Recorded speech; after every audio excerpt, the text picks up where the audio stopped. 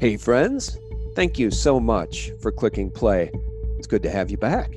It is Sean from SGT Report, the guy they don't want you to find on YouTube. YouTube is going out of its way to really curb my view count. And I don't say that lightly, guys. It's quantifiable over time. This year's numbers versus last year's numbers are startling. But what's even more insidious is that YouTube has demonetized immediately 6 of the last 7 videos I've posted. And then they have confirmed by manual review that those videos, like Fighting for Freedom with Gemma O'Doherty, is not suitable for most advertisers. Like the simple reporting of the fact that Jeffrey Epstein has been arrested, and me reading from the Miami Herald, that's not suitable for most advertisers. Nor is the interview with the 3 brave doctors who refused to remain silent any longer about the horrors of abortion. None of it is suitable for most advertisers, despite the fact that all of those videos and interviews, all 7 of my last interviews or videos, have 98 to 99% likes, which means that the audience, you guys, are engaged in an audience that advertisers would very much like to reach. But YouTube is trying to strangle SGT Report financially, and the situation would be quite dire if it weren't for my patrons. So thank you so very much for those who have stepped up and are willing to keep us in the fight for truth. Today we're going to do something kind of special. We're going to celebrate the 50th anniversary of NASA getting men on the moon. What a feat that was, a feat of engineering, a cornerstone for humanity and technology. We're going to talk about it today with a very special guest. But before we do that, guys, I want to let you know that if you're interested in getting into cryptos or Bitcoin, there's a way to do that with an IRA or old 401k. You can call our friends at Noble Bitcoin. Now, guys, Bitcoin is dead, they said. Cryptos are finished. And just a few months ago, that was the general outlook for cryptocurrencies. But now look. The point being, you may want Bitcoin to play a role in your retirement future. And Noble Bitcoin has always believed in the cryptos. They were one of the first to offer crypto IRAs and 401k rollovers. And that's the good news.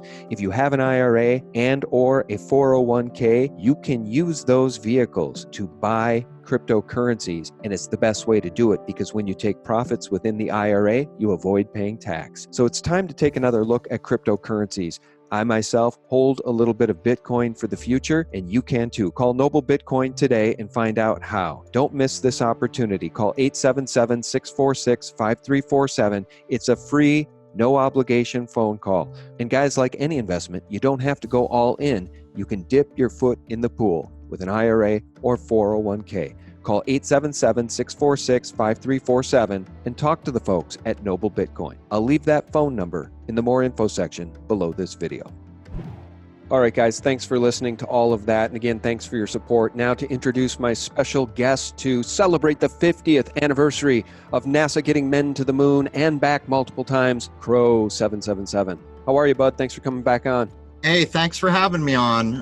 And I hear your pain, man. YouTube is stripping 2/3 of subs. They've basically frozen me at 150,000.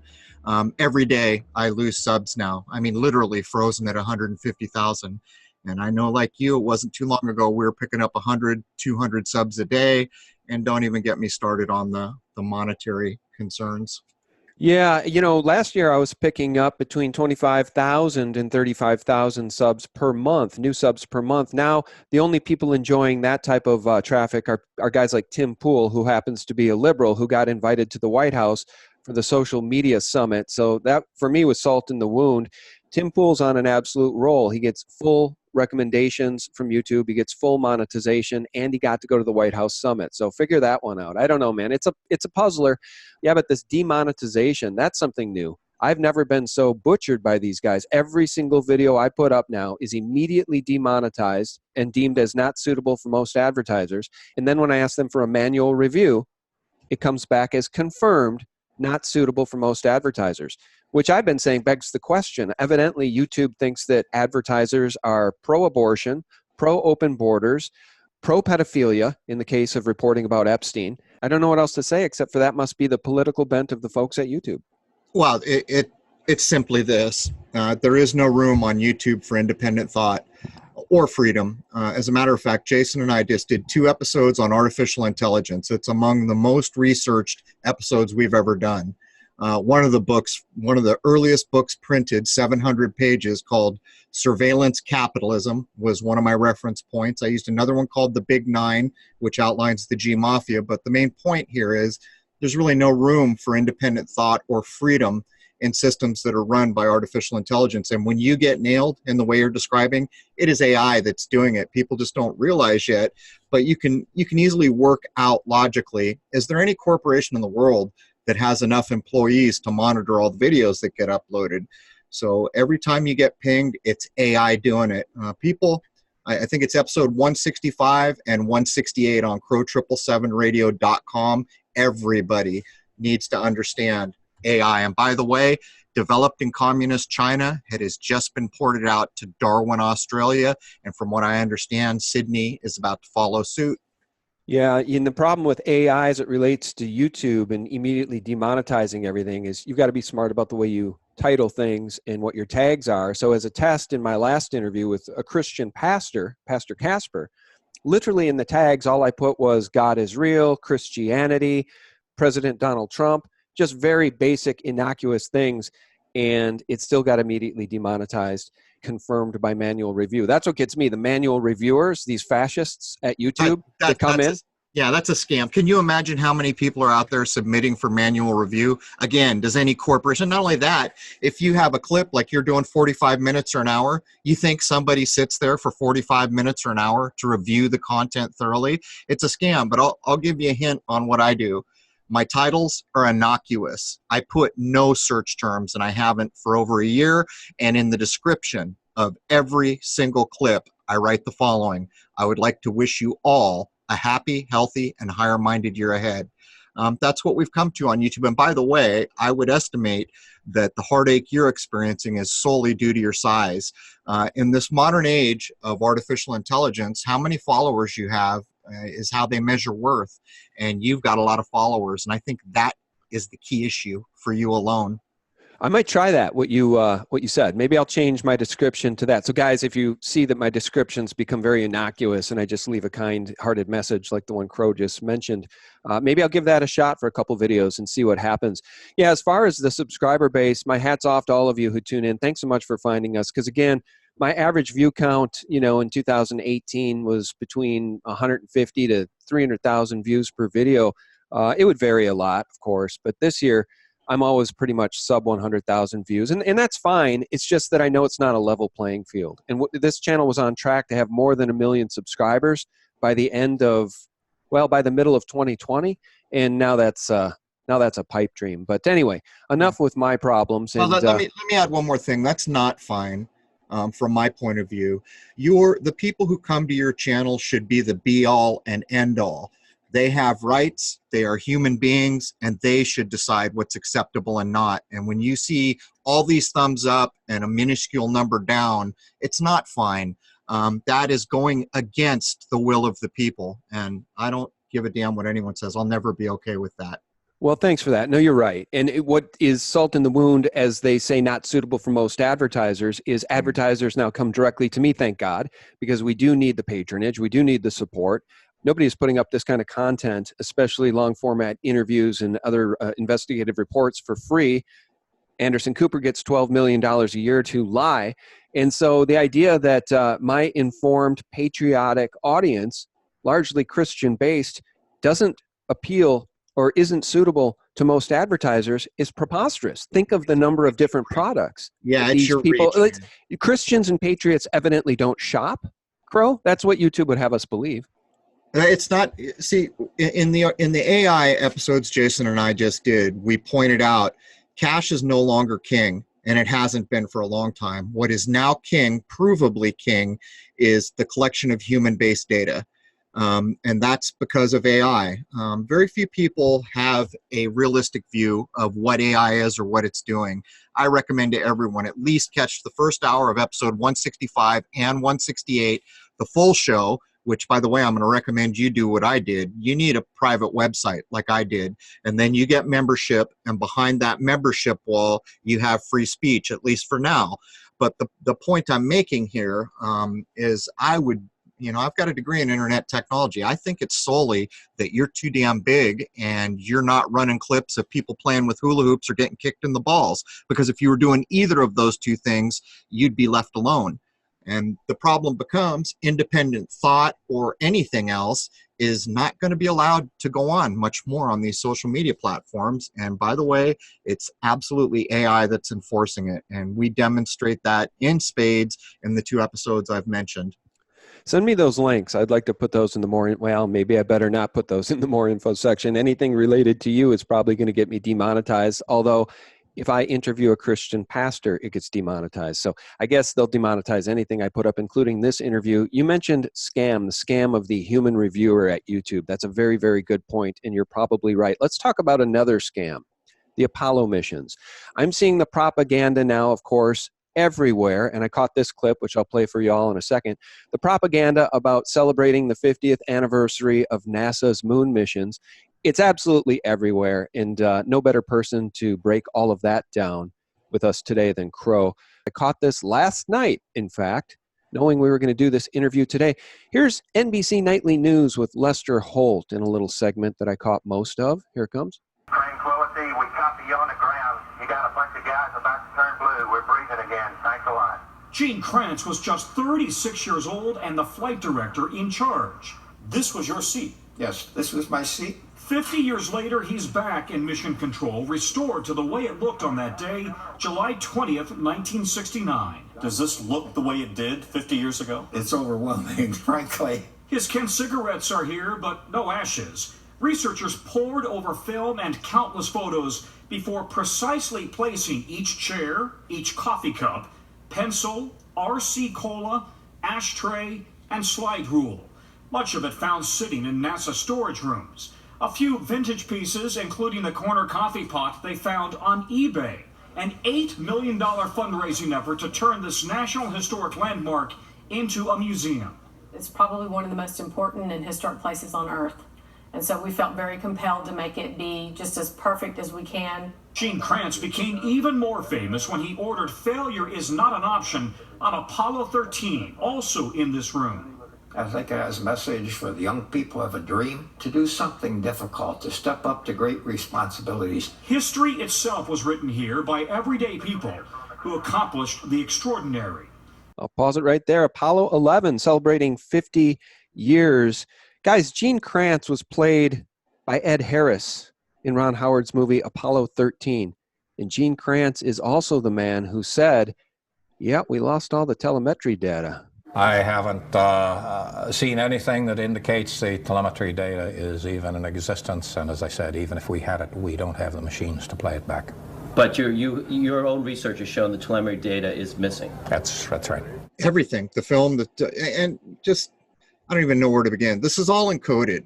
The reason they just pointed out to you that Mr. Krantz was 36 years old when he did this is because it's encoding the 666 idea. Not only when you read the number could it be read as 3 sixes, but if you add every number from 1 to 36, the sum of that is 666. It's a way to encode sixes, but there's no portion of these that aren't that. And as a matter of fact, he's credited with saying option is not a failure. And at the time, that was probably correct. But we're in a new time now. An option, failure is an option all day long because we're not falling for it anymore. What's it been, 50 years? And we can't replicate what they basically did in a year and a half in the 60s without computers, without engineering as we have it now, without the ability to completely model anything we want to build in a computer and test it before a nut, a bolt, or sheet metal or anything is put together. It's beyond the pale ridiculous. Crow, were you able to see that video? I did a screen share. Yeah, I was. I saw the whole thing. Okay, let me go back and let me do a screen share on this still. Let's just talk about this for a second. Can you see that? Yes. Okay. So this is basically a replica, they say, of the technology that was used, they say, to send men to the moon and return them safely to Earth multiple times. I want you to wrap your arms around that, guys. Wrap your minds around the fact that this display you see here, this basically I don't even know what to say, Crow. It's so It's a absurd. Hollywood set, isn't it? It's what it is. It looks like the set of Star Trek. It reminds me of the TV show Star Trek with Captain Kirk and Will Shatner sitting at command control, and everybody, all the actors putzing with little square buttons around the console and the bridge on the USS Enterprise. I mean, it's literally Hollywood nonsense. There's no way you could send men to the moon and get them back safely with this technology. Well, look, there's a dial-up phone on the left. It's a rotary phone. They're telling you that the computing power was less than what someone typically has in a watch these days. So really, what would all those buttons even be doing? But if you watch back some of the footage, and you can watch it all day long, as you pointed out, I think it's the 20th of July is going to be the 50th anniversary. If you go through television listings, it's a very telling thing indeed. I noticed not too long ago, I forget whether it's Universal or Paramount, bought its own TV station. But what they're doing now is when you see the listings for like moon stuff, look what channel it's on and look how many other channels it's playing on that night. What they're doing is a full spectrum programming, and you can determine demographic by whatever channel. If you're watching Lifetime, you kind of understand the demographic. If you're watching KPBS, you kind of understand the demographic. But what they will do is in 3 time slots in the same hour, they will have moon footage that varies or is exactly the same. And what I noticed when Paramount or whatever it is, whichever movie studio that bought the theater or the television channel, is they have control over 4 or 5 because they're running duplicate content across them. This is a lie that has to be maintained to the end of time. And Jason and I did work, actually I think it was before Jason was with me, on Crow 777 radio, that I took apart this period of time. This is what they did. I mark it like this: Moon, Manson, Woodstock. They put each of these events up, which were staged in one way, shape, or form. And I know a lot of people will probably be up in arms that I just said that about Woodstock, but if you go look at the work, you'll logically see what I'm getting at. And so what they did is they had these massive events, and they quickly said, okay, don't look at this anymore. Look at the next thing. Look at the moon, or look at Manson. And that's how they managed the whole thing. Look at the proximity of Woodstock to the Manson stuff that went on to the moon landings, and you'll begin to understand what I'm saying. But anyone could go over to my YouTube channel or to crow777radio.com and look up the episode where I delve into these things to logically show you that pretty much for my lifetime, if it was a big event and in the news, it's no different than what we're talking about here today about the moon. It's all propaganda. Deep breath. All right. Well, look, that was a curveball. And in the interest of trying to stay on track here, I do find it interesting that as they are celebrating the 50th anniversary of Apollo 11 in the moon missions, they're also flooding the airwaves with the anniversary of JFK Jr.'s death. And it just strikes me that just about every major event in American history has been manufactured or brought to be by the powers that be. There you are. Whether it's the assassination of JFK, the moon landings, the assassination of RFK, the assassination of MLK, or so many years later, the assassination or disappearance of JFK Jr. So happy to be on your show with a logical human being that's not afraid to take his God-given right to apply critical thought and challenge these things. Just because it was on a television doesn't mean it was true. As a matter of fact, we know enough now that if it was on a television, it's likely not true. But I'm proud to be here, and thank you for that, Sean.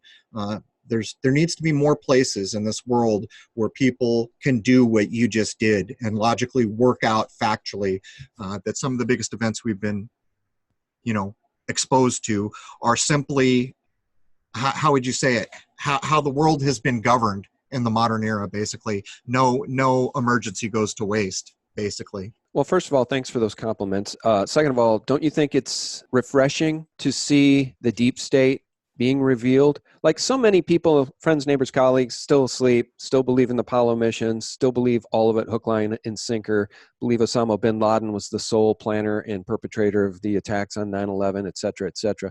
But don't you think it's refreshing for those of us who are awake to see the deep state being revealed? The deep state, CIA, Clapper, Brennan, Jeffrey Epstein, connections to intelligence agencies, child trafficking. Isn't it refreshing to see all of this being exposed? Here's a thing that happened to me many years ago. At first, you're overwhelmed and everything you look at begins to fall apart. You do JFK, you realize it's more Hollywood, RFK, and you go on and on and on. Then you start purposely picking big events. You make it up to 9/11, same, all the way across the board. But then one morning you wake up and you realize this world is infinitely more peaceful than you ever realized, because so much of the violence and other things that have been put before you are basically Hollywood skits. And that's kind of a sideline. I mean, it's good to know that humanity is not the bloodthirsty beast you've been led to believe it is, but then you've got to move on from there, realizing that in my lifetime, I don't think there's a big event that I've looked at that isn't in the same category as the things we're covering here now. All right, let's circle back to the Apollo missions because it frames up a much larger conversation. And you have some very controversial views on what the nature of the universe is. And I want to talk about that a little bit because, well, a shout out to Eddie Bravo, who was just recently on Joe Rogan again. And Joe Rogan has clearly now become an absolute gatekeeper. And I was listening to the Painful podcast with Eddie Bravo as Joe Rogan's guest recently. And I wanted to reach through my iPod and grab Joe Rogan by the throat and tell him to shut up and let Eddie speak. Because Joe Rogan would shut down Eddie Bravo every single time Eddie wanted to talk about the nature of this planet upon which we live. That's right. And Joe Rogan, by the way, wouldn't play any clips. He wouldn't play any news clips. He wouldn't play any sound bites because he kept saying he was afraid that YouTube would shut him down, meaning he was worried about his monetization. He wants his YouTube money.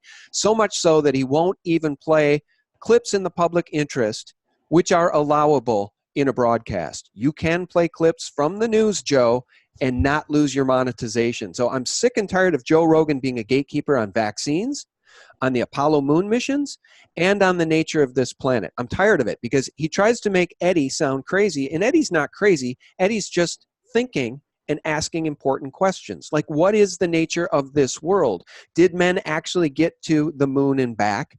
Is it even possible at all? And you would argue that it's not possible. They can't do it. That's right. Well, let's ask a simple question. Does a human being have a right to worship or have a spiritual life in any way they want? Does a human being have the right to question where it is they exist? And I ask those two things because I'm imagining most people understand that, heck yeah, it's a God-given right for those things, for a human being to do any of those things. But here's the thing.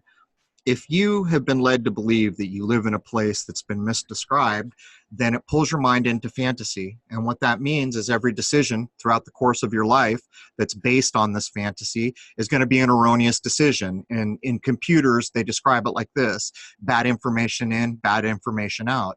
And that's what much of this is about. It's about like turning as many people in the world as they can into a fantasy-based reality, because then that makes them the grown-ups in the world because they understand the truth of things.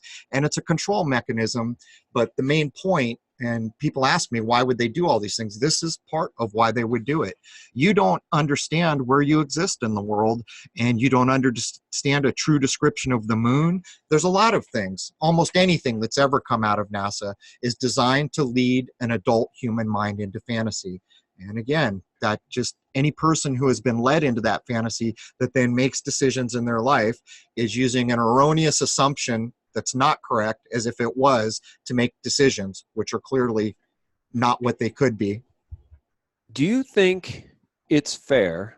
Do you think it's logical to be a globe, as we're told, skeptic, as we see more and more research coming out from people shooting infrared photography of distances that ought not be able to be seen, because the math of the 24,900 mile model is math.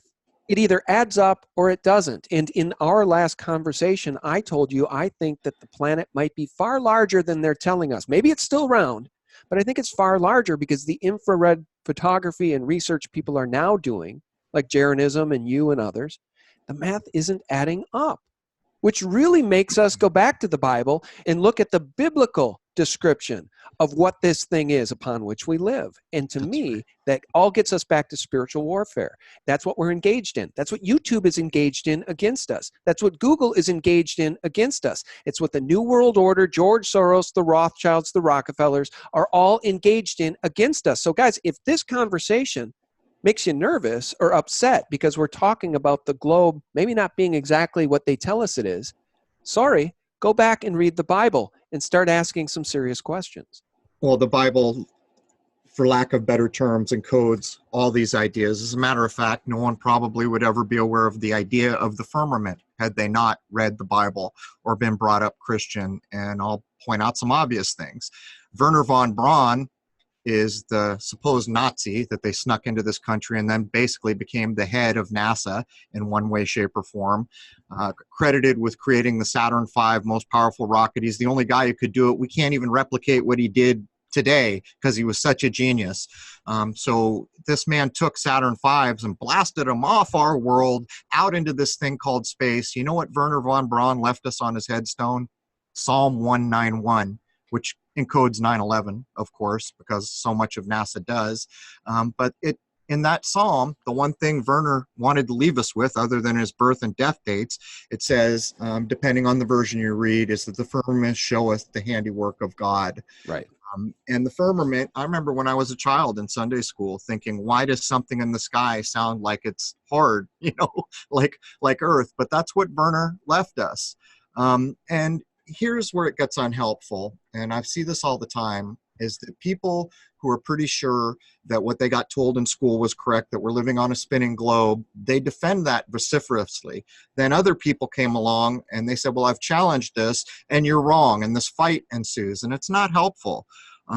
We've all got to remember that everyone has the right to challenge where it is we exist. This is the creation that was given us, and you have every right to challenge it and try to understand it to the best of your ability. What I think is helpful is if you challenge mainstream things like I have and you find problems, then you can present that to people, and I'll do it right now.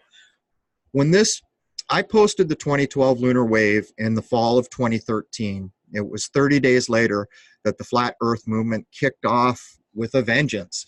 And I think the lunar wave probably played into it because people started to think, wait a minute, maybe I have an erroneous view about the moon, about a lot of things. And they started to look. When that erupted, I couldn't make heads or tails of it. So I logically sat down and said, how can I find a foundation to work from? And what I decided to do is take high-end optics out to a long shot of water that was in excess of 10 miles and see if I could see further than I should based on the curvature model. So I will offer this. Anyone listening, you can do what I did and then come to understand that the curvature model can't possibly be correct because you can see too far. But you see, this doesn't give us a new map. That's really what we all want, is to understand a good overarching map of this place. It doesn't give us those things, but it is a starting point. From there, I went and I looked at research from people who lived quite a while ago, a man named Robotham. And what he did is he took the data from 25 lighthouses to prove that what I found, he had also found. We can see too far, which proves the curvature model is not correct. And so they sent a guy to debunk Robotham. And at first, he thought Robotham, legitimately, I think, thought Robotham was a nut job. And he said, sure, I'll debunk him. This will be easy. But as he got going, the first thing he said is Robotham's math is unimpeachable. There is not one issue with any of his math. So he kept going to try to debunk him. After all his effort to debunk him, this was the statement he left us with. It is clear that Mr. Robotham cherry-picked the lighthouses. I'm not kidding you. But it was so genius how Robotham did this, simply for the fact that there are government measurements on every lighthouse. Typically, you see good weather, poor weather, and terrible weather as the distances you can see, but they're all official. And I spent my life on ships and boats, and you know damn well those are not numbers that are messed with. That's the difference between a massive ship going down at sea and not understanding, can I see the lighthouse that's going to get me to safety? So it's serious business. But Robotham found 25 of them. Some of them are still standing, but the documents that outline what each of them was officially stated as correct from the government, those records are still with us. And so when you begin to logically work this out, you understand if Robotham found one lighthouse that you could see too far, there's a problem here. He found 25. So it's not helpful for us to say, hey, you globe-tart or you flathead. These are unhelpful things. What's helpful is to say, check out this thing. And if you want, go out and see if you can see too far. Take your own journey. You don't need to take anyone's word for anything, but it does help when people have done achievements that they can offer up to you. If you choose to do it, you can do the same thing. But I think these are more helpful things, and I think we all need to be honest. We don't have an accurate map of this place, and that's where a lot of fights get started. Oh, there's an ice wall. Oh, no, there's not an ice wall. This is a globe. No, it's just not helpful. It turns an important topic into a fight, and that's unfortunate. Yeah, it is unfortunate because that's kind of what was happening on the Joe Rogan podcast. But in Eddie Bravo's defense, whether it's globe as we're told or not, if that's what he wanted to talk about, Joe Rogan wasn't willing to talk about 9/11 either. He wasn't willing to talk about Building 7. He wasn't willing to go in it. He's a lesson for you. I'm sorry to interrupt, but you see, Mr. Rogan was at one time supposedly had the biggest podcast in the world. Well, that means you're approved, doesn't it? And if you're approved, you do what you got to do to be approved and to keep your numbers. See, you're a person who's not willing to sell out.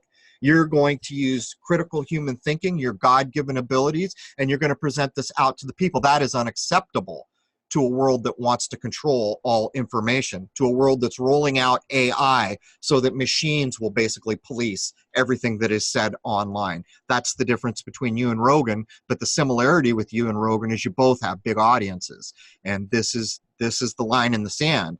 Mr. Rogan will play baseball and not talk about 9/11 or any of the unapproved things to keep his huge following. What you're doing is trying to keep your huge following and tell the truth.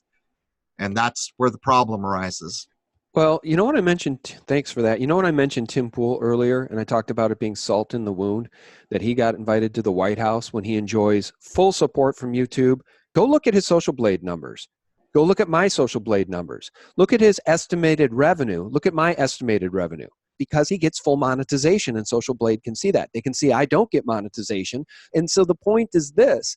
The salt in the wound for me as it relates to Joe Rogan is I was listening to him when he was telling the truth early on about the Apollo missions and about so many other things. Right. Now he won't go there, and I don't understand how he did it. It was quite a craft to be able to backpedal on all the things that really made him successful and popular. And now here's the salt in the wound. Young people, like one of my sons, is now listening to Joe Rogan, usually watching him on the television via YouTube.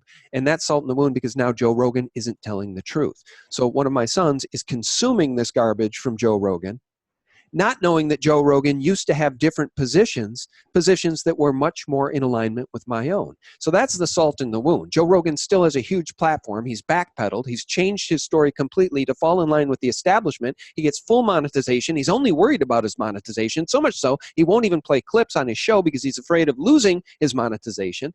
It's absolute salt in the wound because we live in clown world, upside down world. Crow? That's right. That you're not lying. And so I would ask simple questions. Why is your young son attracted to Rogan? Well, in his eyes, in his generation, the number of followers is how we used to gauge fame. Like if we knew someone like Paul Newman, we wanted to see Paul Newman because we knew he was big and famous, right? Well, the young people today, they gauge that fame by how many followers you have, how many subscribers you have. So there's the control mechanism. And again, are you willing? Would you be? What if I told you right now, hey, bud, we will never censor Sergeant Report again. We'll never demonetize you if you play by the rules we want to lay down. There's certain things you can't talk about, like 9/11 or Sandy Hook or the moon landings. Tell you what, you walk down the middle of the road. You don't touch these topics. You don't do any of that, and we'll let you keep everything you built. Would you do it? No, I wouldn't. And I want to make a very specific point here. I'm going to give you an example of what I would never do that Joe Rogan did early on. I was listening to Joe Rogan from the very beginning. I don't know if people know that. And at the very beginning, he truly was a really inspiring truth teller, kind of a poet. He's gone so far downhill, I can't even describe. It's like two different people, folks. But let me give you an example. Early on in his podcasting career, before he became super famous and got grade A advertisers, he was advertising a product called the Fleshlight, which was a male masturbatory fake vagina, and he peddled that at the beginning of every show. So that's who Joe Rogan is. He's okay with those type of products. He doesn't have those products now. He's got grade A advertising. So no, I wouldn't sell my soul to the establishment because I wouldn't be able to sleep at night, which is why I'll continue to struggle along with being demonetized. But thank God my patrons are helping keep me in the fight, Crow. Well, two things here. First of all, I'm going to say one more time, and I don't want to sound, look, these are free on YouTube, or if you go to crow777radio.com, the first hour is free. In both of these AI episodes, we outline the Orwellian future that was invented in Silicon Valley, ported out to communist China, who has a dictator, by the way, now. He's in for life, Z, and it's XI. His name plays the 9/11 game. Point is, it's now been ported into Australia. People need to understand because it plays lock, stock, and barrel into what we're talking about. If you were to make the comment, you said you wouldn't sell your soul to the devil. Well, that's a good way to put it, isn't it? Because that's exactly what's going on here. It's just that we're entering a world that is Orwellian by its very design. And artificial intelligence and computers and all the things that are modern are what's going to drive it. And so people need to understand what's going on. And the second thing I was going to say to you is you really do need to create your own website, because that would be your own private property, put it on a private server. And I don't know what model you choose. The model that I chose is I put out an hour for free, and then the membership supports free speech, where we take apart everything. As a matter of fact, in episode 168, in the second hour, that membership protects free speech by paying $5 a month. We outlined exactly what the social rating scores is. And this is coming our way. The data's already being collected here now for it, but we take a city called Rongchen, a bit ironic, the prefix is wrong, 740,000 human beings there already living under the social rating, all automated by AI. These are critical things for people to understand, because there's gonna come a time when, well, let me put it this way. Your listeners listen to you, and you're already dealing with aspects of what I'm talking about. But each of those listeners is going to have to make a choice sometime in the future. Will they put up with what's coming down the pipe? Why is it that you're censored? Well, the AI is what's doing it and the plan that put it in place. And, Joe Rogan is what Joe Rogan is. He sold his soul to keep his fame and fortune going along. And like you, I will never do that. I challenge everything. If I find out I'm wrong, the first thing I do is I go back on the air and say, sorry, I was wrong. I just learned I made a mistake. We've done it a number of times. But the point here is your voice is important. Your followers have proved it. If you look at any given video you've put up, look at how many people thumbs up that video. There is the proof. That is the voice of the people, and that's all that should matter, except that's under attack now. So I would strongly recommend you get your own website and put up a paywall. It doesn't have to be a lot of money, a few bucks a month to cover the shows, but what it does is it gives you private ownership on a private server, and then you do what you like in that second hour. And the reason that's important is because, fall is right around the corner, and I am predicting once again, when fall hits, the censorship is going to go off the charts for the third year in a row. Except this time what they're going to do is they're just going to be scrubbing the remaining content they don't want there. Probably no strikes, things like that. Just get rid of the comment. And what that means is the voice of all those people who tried to communicate something they found was important has been deleted. Yeah. Well, a couple of things. And then we're going to circle back and round out this conversation with this globe, as we're told, skeptic thing. And I want to tell people why we're kind of still there and willing to have a conversation about that. A couple of things. I do have 3 websites, sgtreport.com, thelibertymill.com, and thephaser.com. And they're all WordPress sites, but they're not hosted by WordPress. They are hosted privately, and I pay for that hosting. But to your point, I could in the future make SGT report videos. I could put them behind a paywall. And the reason that hasn't happened yet is because of my patrons. And I want to give a shout out to these special people, because I have roughly 1,300 patrons. And if you think about 500,000 subscribers on YouTube, 1,300 people willing to step up and stand with me for truth is a fraction of a fraction of a fraction of 1%. A fraction of the audience is willing to stand with me in the winds of YouTube's tyranny as they demonetize absolutely everything and try to destroy the alternative media. Not just me, so many other truth tellers out there like Vincent James at Red Elephants, True Stream Media, Face Like the Sun. All of our friends over there, who else? Black Pigeon Speaks. They're trying to destroy all of us economically and by eliminating our subscriber base. So Crow, your point's a good one. And in the future, I may have to go behind a paywall.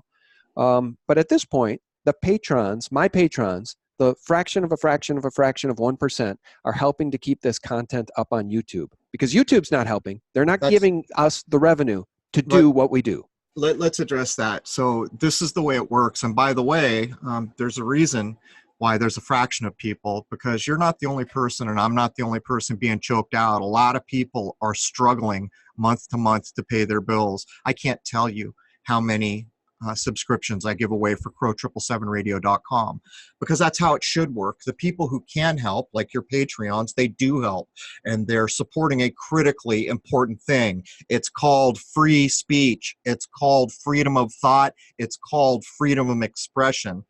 These are God-given rights that if you don't step up and demand them, will be taken from you. My point here is if you put up a site like I did, basically for a cup of coffee, you can subscribe for a month. But again, keep in mind, there are tons of people out there who are just barely getting by for similar reasons in this world, as we're all kind of choked out in one way or another.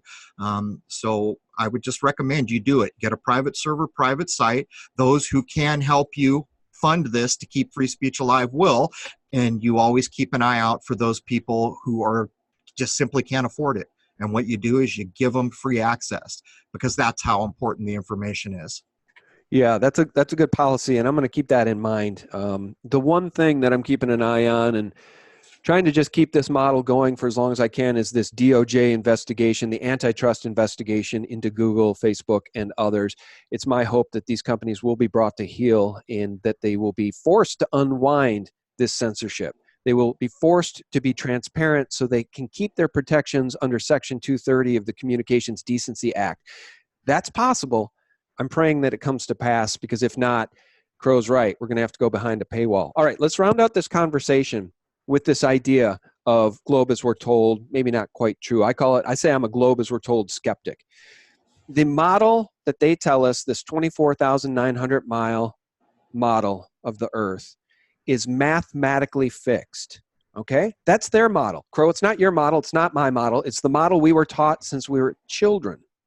And that model, correct me if I'm wrong, I'm here at Earth Curve Calculator. You guys can Google that. I prefer you used a different search engine like DuckDuckGo. But if you type in a 7-foot height for, 6-foot man standing on the beach, for every 100 miles of distance, and Eddie Bravo is trying to tell this to Joe Rogan and he got shut down. For every 100 miles of distance, given that fixed model we've been taught, there should be a drop-off of 6,242 feet. That's more than a mile, Crow. And the research that's now being done by so many people that I named earlier is showing that model, that math, is not adding up. And we've talked about the Suez Canal, you and I have, in a previous discussion. Right. Well, there's something else. Many examples of the math not adding up. Well, I apologize for interrupting, but while you were on the numbers, there are many people who have shown the spin speeds and the distances. They all work out to sixes. It's just a lot of sixes. But what you're pointing out is critically important. And the real problem becomes, how can we communicate these things that are starting to be proven out to people who might not quite be ready or who might close their mind? And so for me, I think it's critical that people go out and test it for themselves. Can you see too far? It's a good place to start. If you don't have the means to do that for some reason, go look at Mr. Robotham's work. But it's a telling thing when someone like Rogan shuts that down. Doesn't that tell you something critically important? If someone saying these things was just a silly man, why would anyone care? It's just a silly man. But they're taking the effort to actively shut down the information. As a matter of fact, the other day I noticed a television show that goes out to all the young minds called Ridiculousness, where they basically just play YouTube clips that are a bit appalling. But they took the time in the beginning of that episode to say how many flat earthers are in the audience, to shame them. It was said in a way that would shame them, and they waited for someone to raise their hand so they could shame them. Anytime in this world when you see shame being used in that way, you should understand what's going on. And that's a fact. And I'll ask it one more time. This place was made for human beings, as far as I can tell, this creation. And nature is absolutely perfect from our point of view. When something needs to happen, it will happen. But what's more important than all of that is there is no lie in nature. If you learn something from the natural world, you don't even have to have a thought about whether it's true or not. You know certainly that if it's part of this natural creation, it's a true thing. You don't have to question it. So I will simply ask, is it a human right to better understand what this place is, maybe how we got here, when we got here, a good description of it? Because that's what people are simply trying to do. And that's what's at the base of all these arguments and all this fighting, and people like Joe Rogan trying to shut the door on information. You know, when you were describing the shame there and you used that word, it triggered a memory of, when 9/11 being discovered as a false flag operation was the most important thing to me. And that's really where I cut my teeth, and I wanted to get that information out. I was so passionate about it, and I still am, but it was the most important thing to me. I thought, that's the event. If we can wake people up, they'll be able to see this deep state. Well, now people are starting to see the deep state anyway, but back in those days, when we were all waking up to the false flag of 9/11 and World Trade Center 7 and the BBC reporting about the collapse of that building 20 minutes before it collapsed, with Jane Stanley reporting live from New York City with World Trade Center 7, the Solomon brothers standing right behind her, and she says the building collapsed, the signal fades, and the building collapses 10, 15 minutes later. When we were trying to wake people up to that, the mainstream media crow would constantly say, shame on you. You truthers, you 9/11 truthers that would dare say that 9/11 was an inside job. Shame on you. Shame on you for disgracing and defiling the memory of those that died that day. It was so overhanded, and it became so clear that these people were gatekeepers, just like Joe Rogan has become. So I think you're right about that. Well, anytime you see shame brought to bear in that way, you should understand that there's probably a very important thing being covered up by it. And again, when you put out this episode, don't put my name in the title. There's no need to. It's the information that matters, and they'll use that title with their AI algorithms to censor. But say something from your heart to your people in that description, so that anyone who would censor your concern or your heartfelt wish for well-being for anyone, that's what your description is. That's what they're censoring.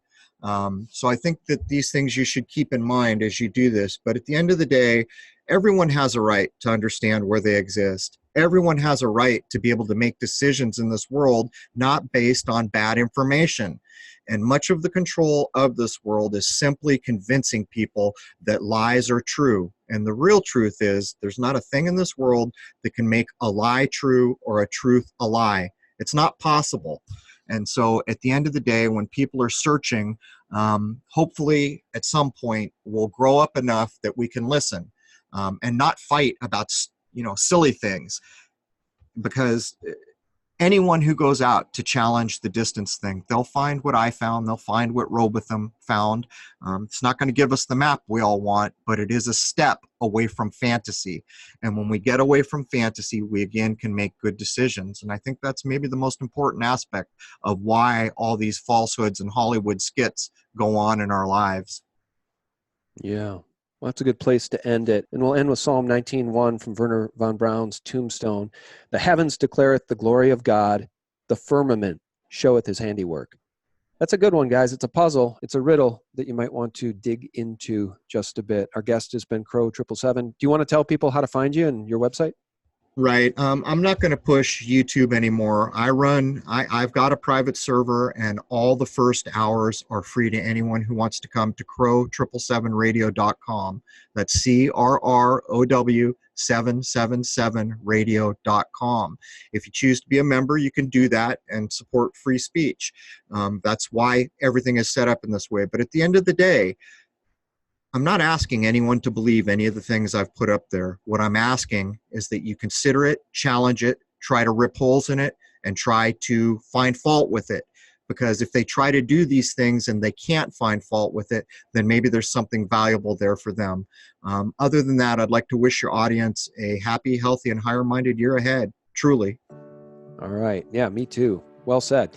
All right, guys, our guest has been Crow 777. Guys, thank you so much for tuning in. You know how much we appreciate it. And again, a very special shout out to my patrons, the fraction of a fraction of a fraction of 1%, who've stood with me and are helping keep SGT Report in the fight as YouTube continues to try to shut us all up. So thank you very much to all of you for tuning in.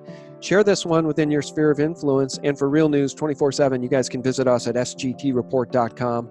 And check us out at thelibertymill.com. It's the Drudge Report for alternative truth media. Thanks so much for tuning in. Thanks for listening. God bless. Bye-bye. People will say to me, well, how can a loving, merciful God send somebody to hell? What kind of mercy, a merciful God would do that? Well, I think you misunderstand the equation completely. Why would somebody continue to go towards the spirit in the kingdom of darkness when an all-powerful, loving God is waiting to embrace you and let you come into his kingdom of light and glory?